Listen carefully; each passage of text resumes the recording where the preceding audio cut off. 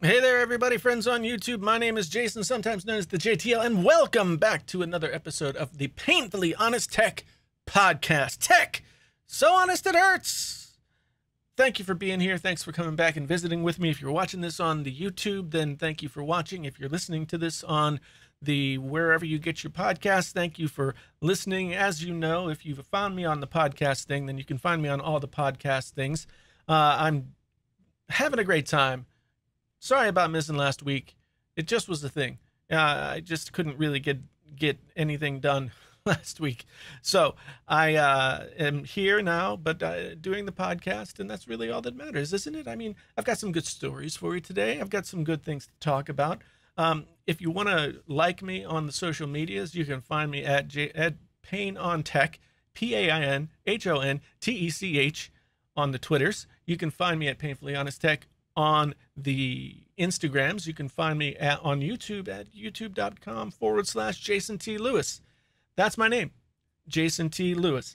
Thanks again for being here. Now, first thing I want to talk about today is this little experiment that I've been doing. I'm doing it right now. Right now, I'm doing the experiment. Now, what is the experiment?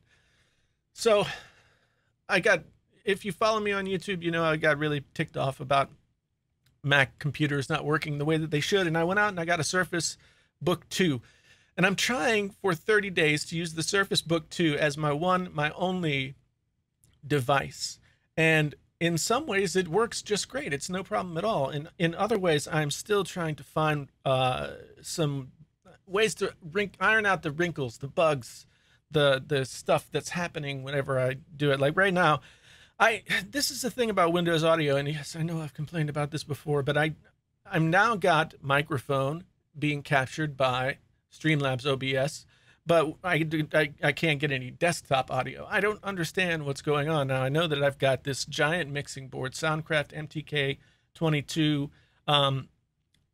It has its own drivers. That's probably part of the problem. It wants to be plugged into the computer and not into the little hub that I have. It's difficult to say the least. And while I really like the Surface Book, I mean, sometimes I got to give it more time.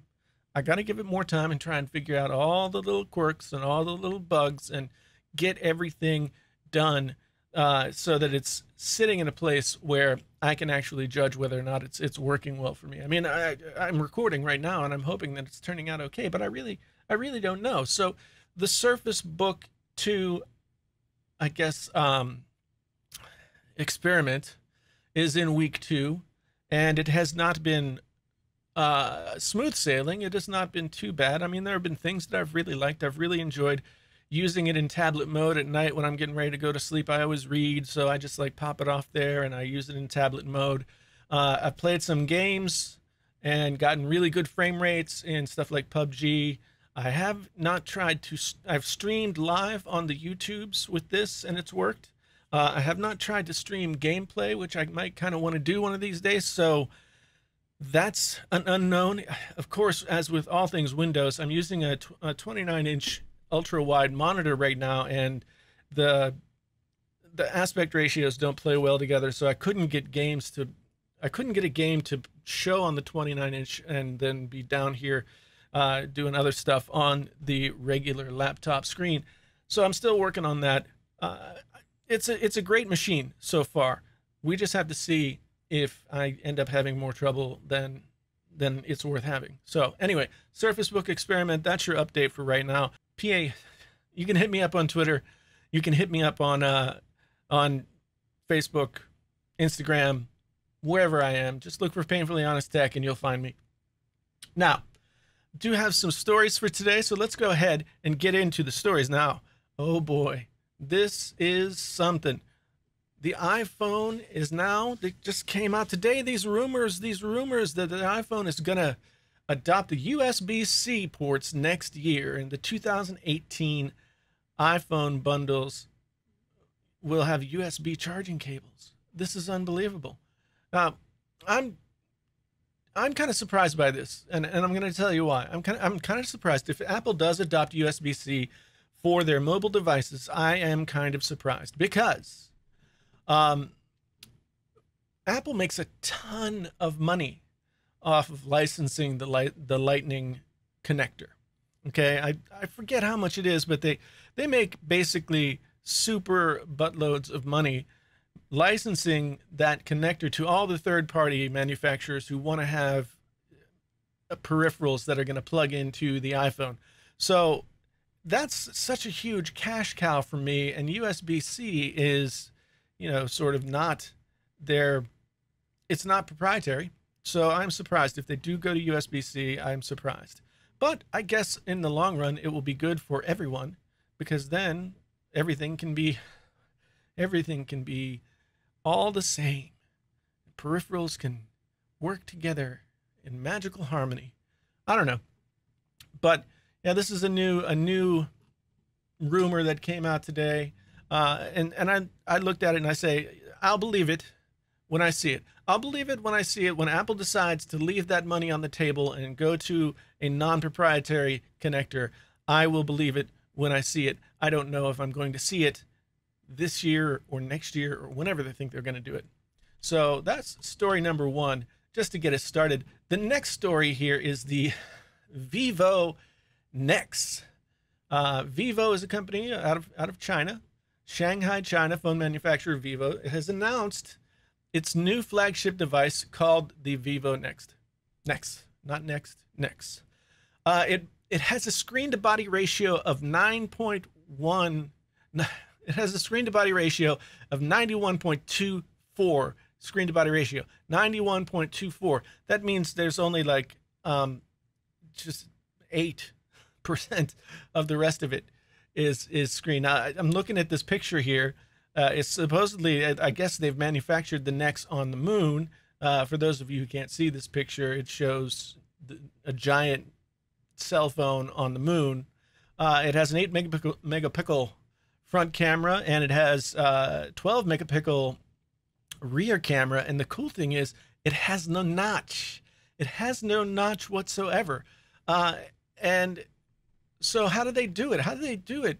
There's no cameras or anything. Now, the front-facing camera pops out of the top of the thing, which is a disaster waiting to happen, if you ask me. It's just going to get jammed or broken or something or other, but that's how they've solved that problem. And I've always been wondering, how will we solve this problem? But that's how they have solved it over there at Vivo. It has an in-the-screen fingerprint reader. So I think Vivo has done that with another phone and maybe another phone after that, and now they got it going on here. Now, the weird thing that's going on with this is that it doesn't have an earpiece. I cannot for the life of me understand how this is working, but what they have is, it's called screen soundcasting technology. It offers, they say, better sound quality than traditional earpieces with more powerful bass and softer, smoother treble. That's a quote. But what's it coming out of? What's it coming out of? I guess the Huawei Porsche Mate RS also has this technology, and I'm just curious as hell, because I mean, usually to have sound come out of a thing, you have to have a speaker, and if they don't have a speaker, then what the heck is going on? But this is kind of exciting. I rarely get really excited about smartphones that are not going to likely make a big splash in the United States. But it's got Snapdragon 845, it's got the Adreno 630, it's got 8 gigabytes of RAM, 4,000 milliamp hour battery. Now that's something that I've been looking for a while. So this Vivo Nex sounds like a magical device. Whether or not it lives up to that magical possibility, we will have to wait and see. But it was just announced today. Oh yeah, and it comes with 256 gigabytes of onboard storage. That is a lot of storage. So nothing on pricing, nothing on availability that I know. It's got 8.59 inch full HD plus Super AMOLED display. So even, okay, so it's got almost a 9-inch display. That's incredible. And I can't even imagine. I don't know how much is this going to cost? How much is this going to cost? Come on. It's going to cost, like, it's going to be really expensive, isn't it? Isn't it? I don't know. They don't say. But this is like, these are dream specs, and it's got no notch. So everybody should be super excited about the Vivo Nex. How are we going to get it off the moon? That's what I want to know. If they're manufacturing it on the moon, how are we going to get it off the moon? And how, if it's as big as this big sort of divot in the moon, how are we going to carry it? Anyway, the Vivo Nex is kind of, like I say, it sounds exciting. Sounds exciting to me. We'll just have to wait and see if it actually ends up being exciting in the way that I hope that it will be. So, moving on, this is the next web story.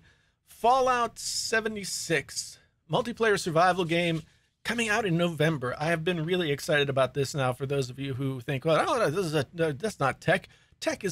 Gaming is definitely tech. I mean, you have to have tech to play the games, and so sometimes I will talk about the games. I like to play the games. Now, the one reason I wanted to talk about Fallout 76 is I found out, now this was really strange to me. I really didn't understand what was going on.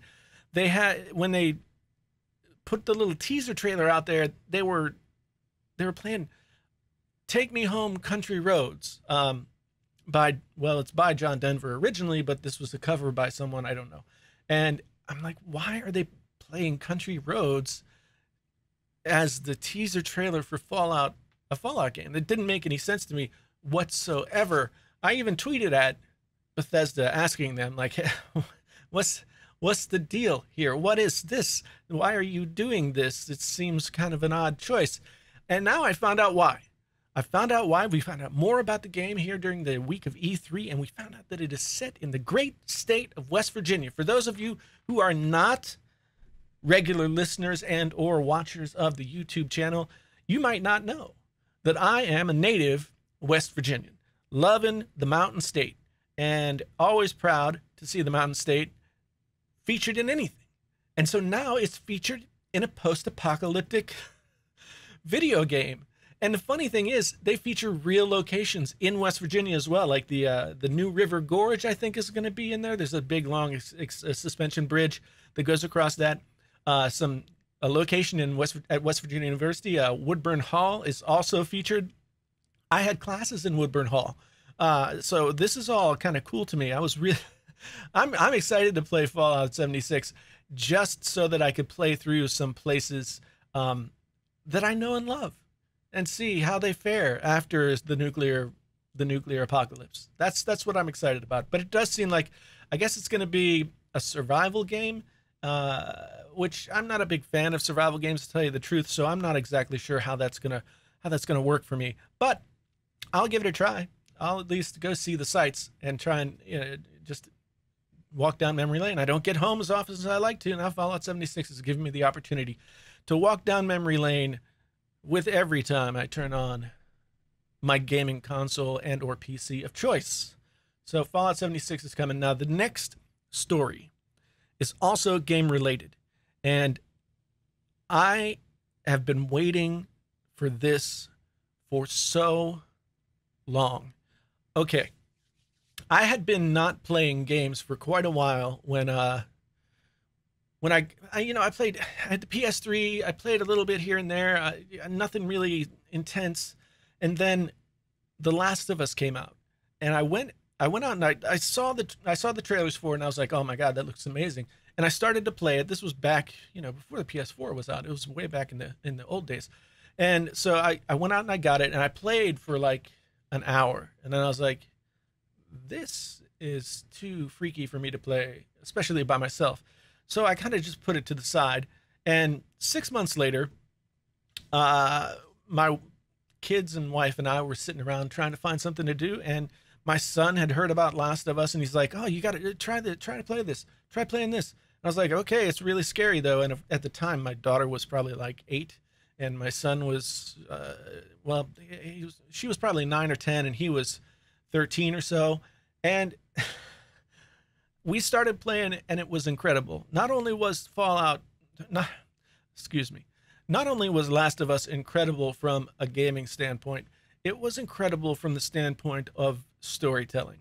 I found myself becoming so freaking invested in the characters in this game, to the point where I rarely become invested if I'm reading a book or if I'm watching a film or something like that. I rarely become as invested in the characters as I was with the characters Joel, Ellie, you know, all those two specifically, but you know, the entire story was just incredibly, um, it just grabbed me, and it took me. So for literally for like a month of Sundays, we played that game every Sunday evening instead of watching TV, and played all the way through it. And I just had never had an experience like that with gaming in the past. So last night they released the, well, almost 12 minutes worth of Last of Us gameplay, Last of Us 2 gameplay. Sorry about that. And man, technology has moved really quickly, and we've got some the visuals in this game, the detail, I mean, you almost forget that you're looking at characters like that aren't human beings. They're that realistic as they move through this world. And yeah, we are introduced to the game. Well, Ellie, who is now 19 years old, is at some sort of soiree, and she's there, and she starts dancing with a young lady who's a friend of hers, and I guess they kiss, and people seem to be like really weird about that. I sometimes think, I can't understand why people like don't understand that love is not a thing that people that only works one way. So anyway, they had this kiss. It's kind of a long kiss. I guess it's been kind of controversial. I don't think it's controversial whatsoever. I was happy to watch it with my daughter, and have had no problems whatsoever. But you know, some people did seem to have it, and then it sort of transitioned straight from there into gameplay, and the gameplay was almost so good that it looked like it was a cutscene, but you could tell that it was being controlled by a player. And man, you get to play as Ellie in this game. I don't know if you're ever going to get to play as Joel in this game. We have not seen Joel, except for he showed up in the first trailer, but some people pointed out that he was kind of ethereal, and maybe he wasn't even really there. So it's possible, some people have said that, you know, maybe Joel gets killed or something along those lines, and so Ellie goes out for revenge. I don't know. We don't know anything, but what I do know is that Last of Us 2, if Last of Us was ultra violent, if Last of Us was ultra violent, then Last of Us 2 is off the scale ultra violent. There are scenes where somebody gets the claws of a claw hammer buried in their temple. People get their heads split in two. People get their guts cut out and then like dragged all over. It just unbelievably violent. People are hanging all over the place from light poles. It's just completely insane. And Ellie's gameplay, she's like super agile. She's great with the she's great with the bow and arrow. She's got a handgun. She's got machete. I mean, it's just, I was watching it. I've watched it 4 times now.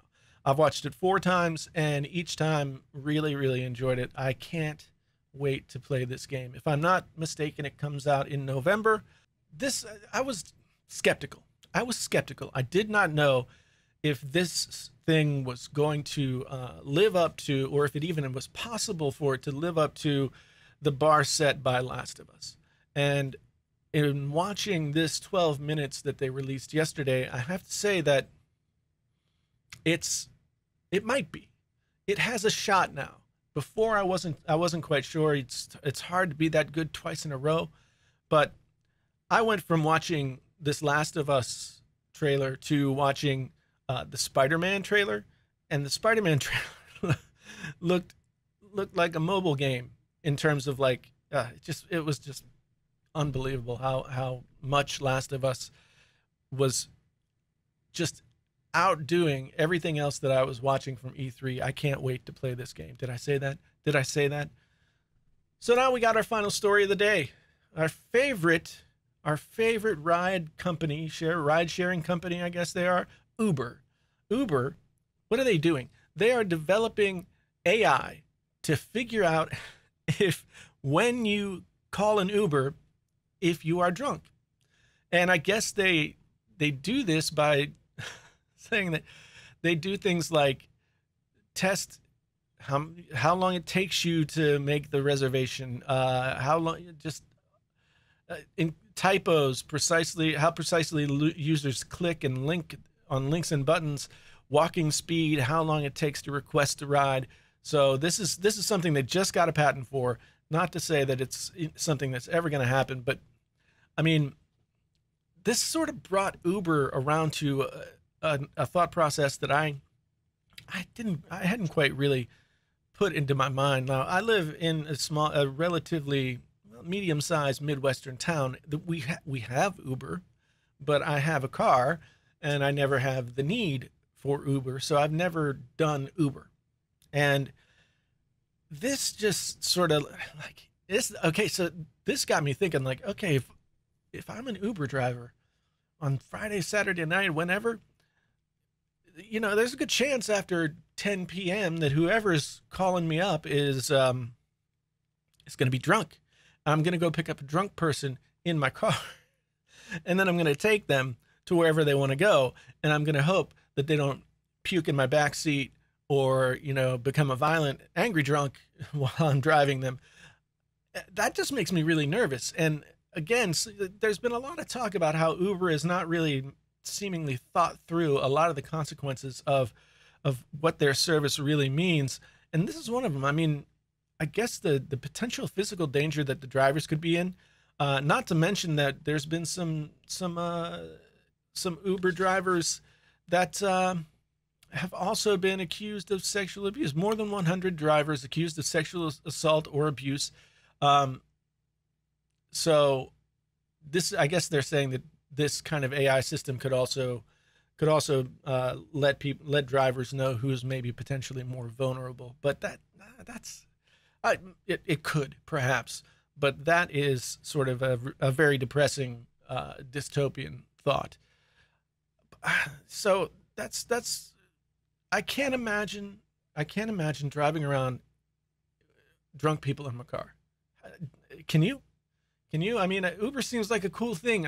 And I know it's like revolutionized the ride-sharing world, and taxi cabs are now a thing of the past, or almost, or whatever. But Uber, I'm just going to say it straight out. Uber, Lyft, all those things, just creepy. They're creepy to me, and I wouldn't want to be a driver for them, and I wouldn't want to ride with one of them. Although when I go to VidCon here in the next almost a week, a little bit more than a week, I'm going to have to probably take an Uber somewhere, and it's going to be really uncomfortable. I don't like to be in situations where I feel like I'll have to talk to somebody. I don't know. Maybe I'm overthinking it. Am I overthinking it? Let me know if you think I'm overthinking it. Hey, don't forget too that we've got some question and answer things. Now, I said last week, I said, you know, send me some tweets to #AskPHT. Unfortunately, that's a hashtag that has something to do with hockey as well. So why don't we try Ask the JTL and get me some questions, some things you want to know about whatever it is that you might feel like hearing me talk about, and I will answer them. I couldn't find the ones that were sent to me last time around, so I apologize for not having them. Anyway, that's going to do it for today's episode. I want to say thank you so much to everyone who's found me on the auditory lines of communication, as well as those who continue to watch in the visual. It's much, much, much appreciated by me. Once again, my name is Jason, sometimes known as the JTL. This is Painfully Honest Tech, the podcast. Tech so honest, it hurts. Until the next time, I'm out.